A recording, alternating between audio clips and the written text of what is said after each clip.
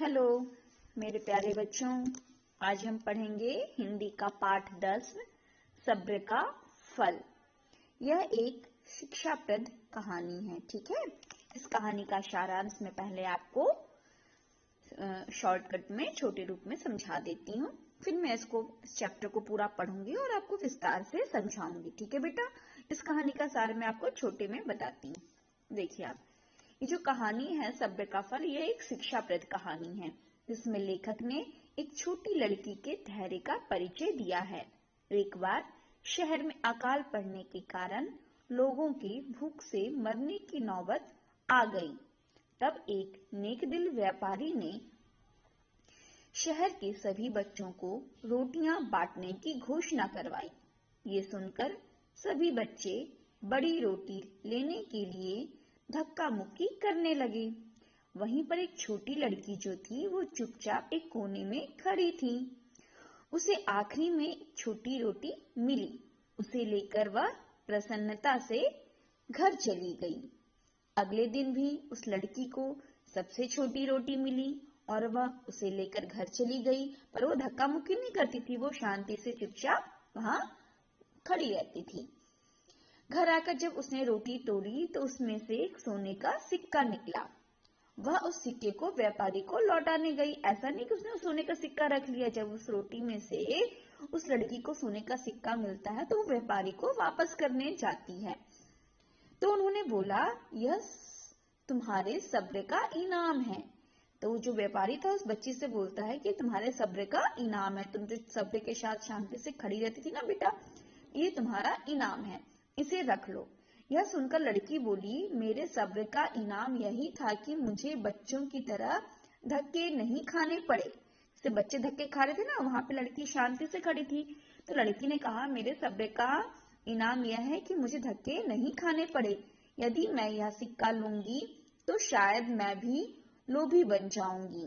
उसने बोला, मैं भी लालची बन जाऊंगी ना अगर मैं ये सिक्का ले लूं तो, और छोटी रोटी लेने के लिए धक्का मुक्की करने लगूंगी, इसलिए इसे आप ही रखिए, उस लड़की ने बोला। यह सुनकर व्यापारी इतने खुश हुए कि उन्होंने उसे अपनी धर्म पुत्री बना लिया। उस छोटी सी बच्ची को धर्म पुत्री बना लिया। ठीक है, तो चलिए इस कहानी को हम पढ़ते हैं बेटा विस्तार से। एक बार एक शहर में अकाल पड़ गया। लोगों के भूखे मरने की नौबत आ गई। तब शहर के एक धनी नेकदिल व्यापारी ने लोगों की मदद करने की ठानी। उसने घोषणा करवाई, आज शहर के बच्चों को सेठ जी के घर के आंगन में रोटियां बांटी जाएंगी। घोषणा के बाद व्यापारी के घर के आंगन में बच्चों की भीड़ लग गई। बच्चे एक दूसरे को धक्का मारते, गिरते पड़ते रोटियों की टोकरी तक पहुंचने की कोशिश कर रहे थे। रोटियां छोटी बड़ी थीं और हर बच्चा बड़ी रोटी लेने के लालच में धक्का मुक्की कर रहा था कि सबको बड़ी रोटी चाहिए थी। देखिए पिक्चर में दिखाया गया है। इस धक्का मुक्की से दूर एक छोटी लड़की चुपचाप कोने में खड़ी थी। जब सभी बच्चों को रोटियां मिल गई तो वह अंत में आगे बढ़ी। तब तक टोकरी में एक छोटी सी रोटी ही बची थी। बच्ची ने प्रसन्न होकर उस रोटी को लिया और घर लौट गई। अगले दिन फिर रोटियां बंटने लगी। आज फिर पिछले दिन की तरह ही धक्का मुक्की चल रही थी। आज भी वह लड़की कोने में खड़ी। उसे अंत में सबसे छोटी रोटी मिली। लड़की उस रोटी को लेकर घर आ गई। घर आकर उसने रोटी तोड़ी तो उसमें से एक सोने का सिक्का निकला। लड़की की माँ ने उसे यह सिक्का सेठ को लौटाने के लिए कहा। लड़की जब सोने का सिक्का लौटाने पहुंची तो सेठ बोला, बेटी, मैंने जानबूझकर सबसे छोटी रोटी में यह सिक्का डाल दिया था। मैं सबसे ज्यादा सब्र करने वाले बच्चे को इनाम देना चाहता था, इसलिए इस सिक्के को तुम अपने पास ही रखो। ठीक है। सेठ की बात सुनकर लड़की बोली, सेठ जी, मेरे सब्र का इनाम यही था कि मुझे दूसरों की तरह धक्के नहीं खाने पड़े। मेरे लिए यही इनाम बहुत है। सिक्का लेकर मैं लोभी हो सकती हूँ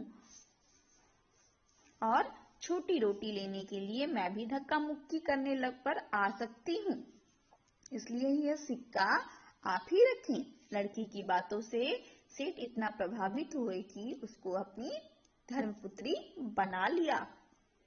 ठीक है, धर्मपुत्री का मतलब होता है उसको धर्म के लिए, मतलब उसको अपनी पुत्री मान लिया उन्होंने।